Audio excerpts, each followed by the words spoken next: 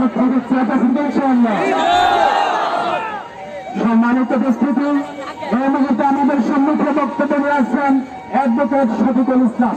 Advocate Shafiqul Islam সদস্য।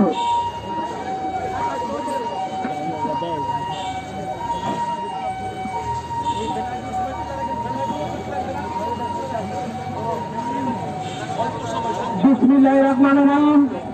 সম্মানিত মুসলিম ভাইয়েরা, আপনারা অবগত আছেন ফ্রান্সের কোরআন যে নবীকে নিয়ে, যে নবীর কথা বললে আমাদের সিনার মধ্যে আগুন জ্বলে ওঠে, জবাব দেওয়া হবে। বিশ্ব উত্তাল আজকের এই আন্দোলনে আমরা বিনা সুস্থে এই ফ্রান্সের প্রধানমন্ত্রীকে তার নিঃশব্দে ক্ষমা চাইতে হবে এবং আমি আমার সংক্ষিপ্ত বক্তব্য শেষ করছি।